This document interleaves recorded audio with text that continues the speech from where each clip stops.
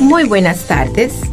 Mi nombre es Karen Paloma Brito Ordóñez, especialista en medicina familiar y comunitaria, creadora de la página en Instagram Medicina Holística, la cual busca abordar temas de interés médico, sobre todo aquellos que tienen que ver con la relación médico-paciente. El día de hoy estaremos conversando con la doctora Natalia Catalán, médica de la Universidad del Rosario, especialista y magíster en bioética de la Universidad del Bosque. Hoy conversaremos sobre el consentimiento informado. Antes de iniciar, quiero dar una introducción al tema. El consentimiento informado, más que un documento formal, es un modelo de una virtuosa relación entre los profesionales de la salud, los pacientes y familiares, donde el respeto por la autonomía y la autodeterminación del sujeto afectado por la enfermedad es el principio más importante en el proceso de decisión del paciente acompañado por el médico. Doctora Natalia, me agrada mucho poder conversar contigo este tema el día de hoy. Muchísimas gracias, doctora.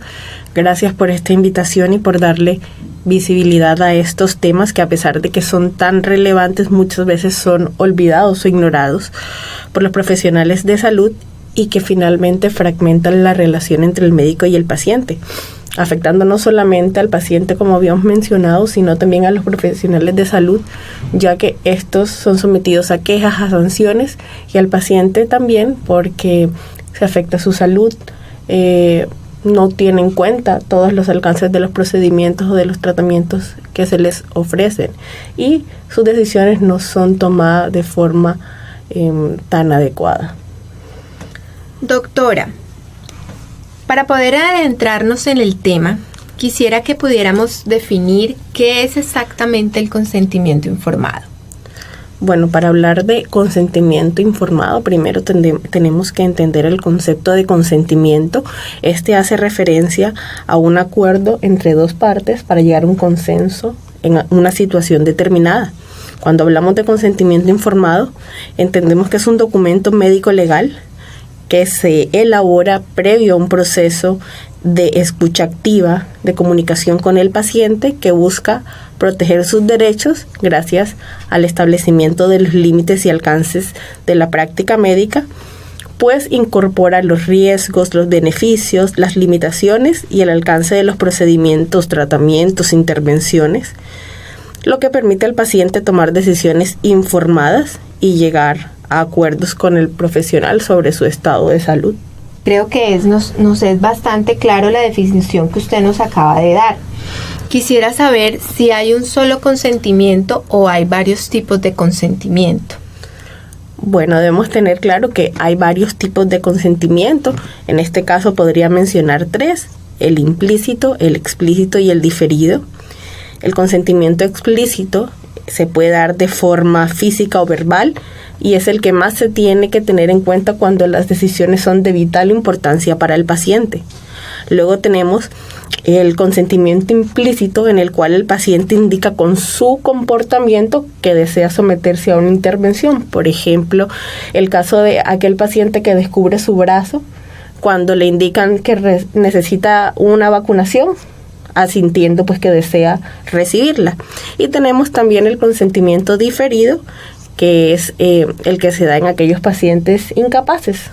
Un caso de estos podría ser el de la donación de órganos, los pacientes que deciden donar y expresan su consentimiento previamente. Perfecto, doctora, muchísimas gracias. Creo que es importante también explicarle a los profesionales y a los colaboradores de que hay diferentes momentos para el consentimiento. Hay momentos en el cual se le puede brindar únicamente la información al paciente y que incluso puede ser dada por otros profesionales como enfermeras o otro tipo de médico, y el consentimiento o ya el acto de toma de consentimiento, donde sí debe ser el profesional quien realiza el procedimiento quien debe hacer ese acto. ¿Tú nos podrías ampliar sobre ese aspecto un poco más? Sí, claro. Considero que en el escenario ideal, pues según mi opinión personal, el consentimiento debería hacerse en varios momentos para que el paciente no solamente pueda escuchar la información, sino que la pueda interiorizar, pueda anotar sus dudas, pueda presentarlas al profesional en un próximo encuentro y así las decisiones sean más acertadas.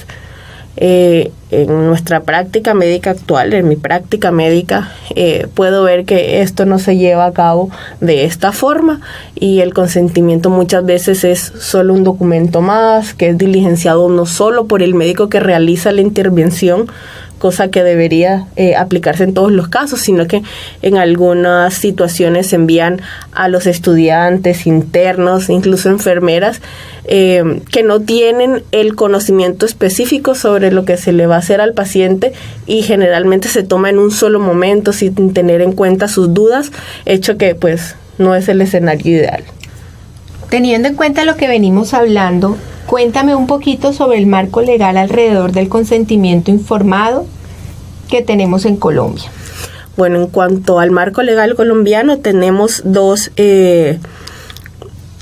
leyes o dos normas que reglamentan el consentimiento. La primera sería la Constitución de 1991 en los numerales 182, 193 y 204 y la Ley 23 del 83, donde en sus artículos 14, 15 y 18 abordan el tema de consentimiento informado y toma de decisiones.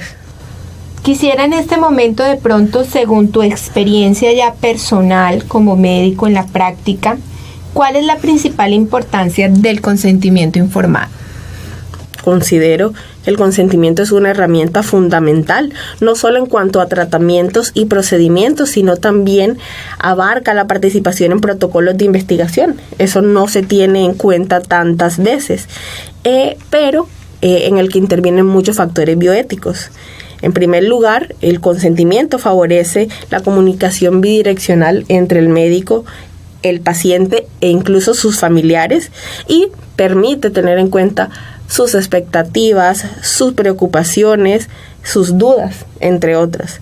Por otro lado, permite ver al paciente de manera particular, pues cada caso debe individualizarse, hay que tener en cuenta el contexto del paciente y disminuye también los errores en la atención médica, la presencia de efectos adversos y para finalizar constituye un soporte legal importante.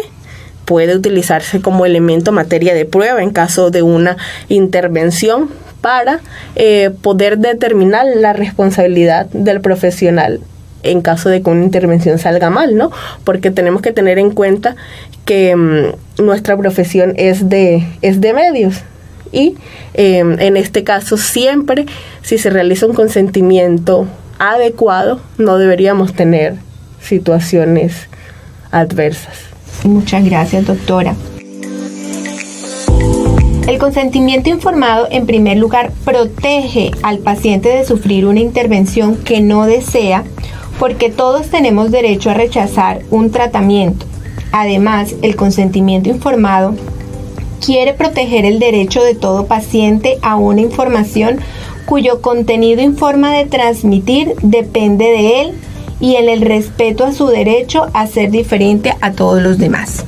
Creo que esta frase concluye mucho de lo que tú acabas de decir. ¿Cuáles consideras que son los principales problemas con el consentimiento informado actualmente?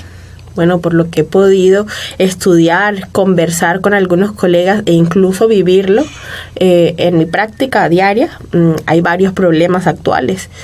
De hecho, son la tercera queja más común de los pacientes después de la demora en la asignación de citas y la no entrega de medicamentos e insumos ordenados. Algunos de los problemas que tienen que ver con esto incluyen con que se da muy poca información al paciente, no se indican todos los riesgos, complicaciones y beneficios de las intervenciones.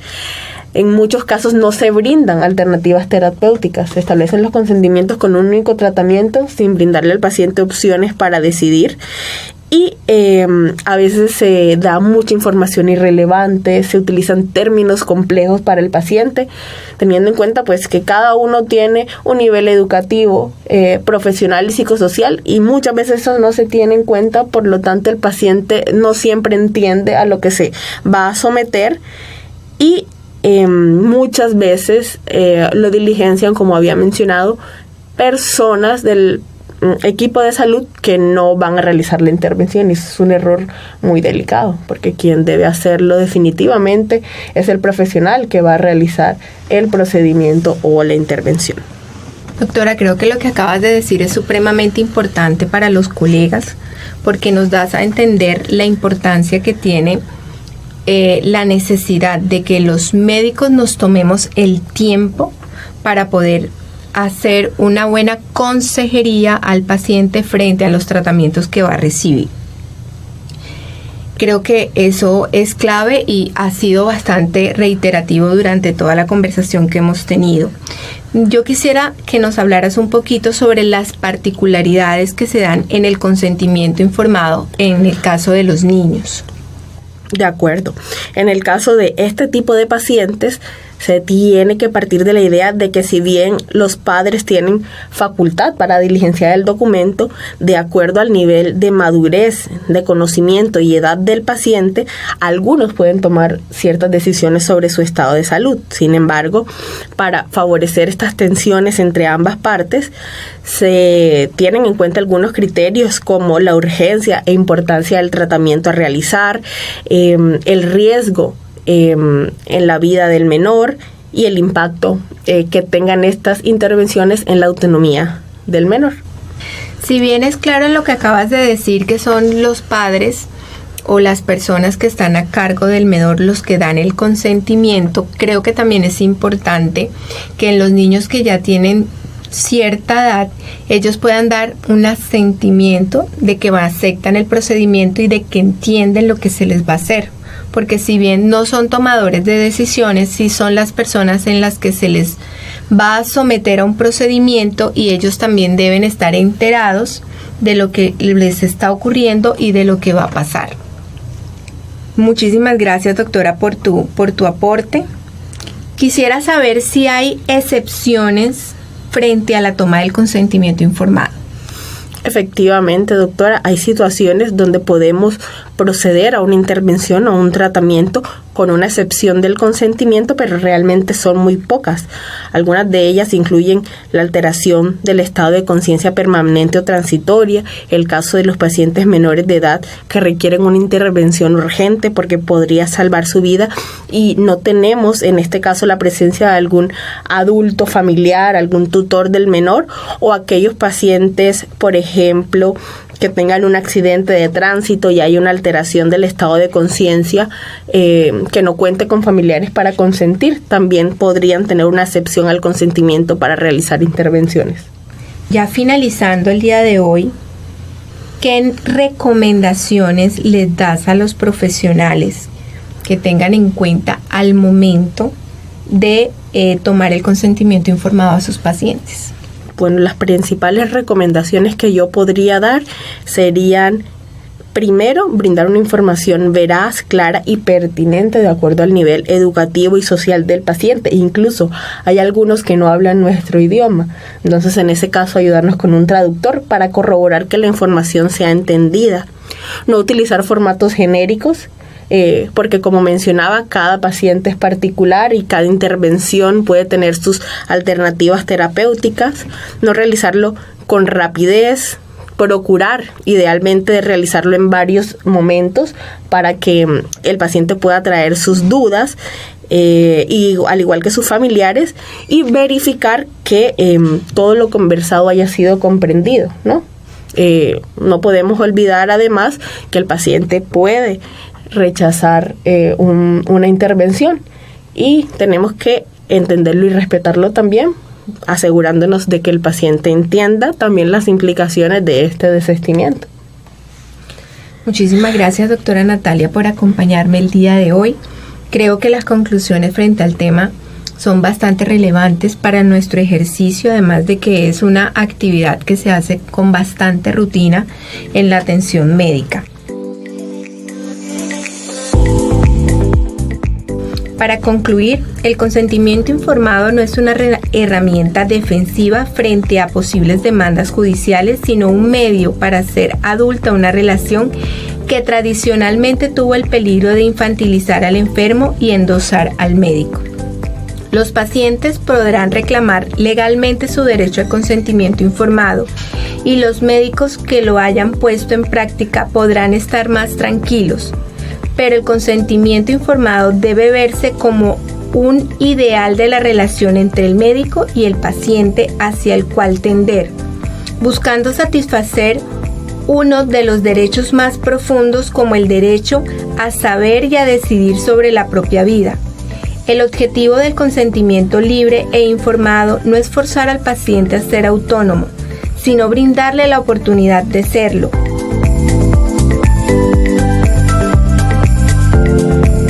Muchas gracias por tomarte el tiempo de escuchar este podcast. Seguramente nos estaremos viendo y encontrando en futuros programas y muchas gracias por el tiempo.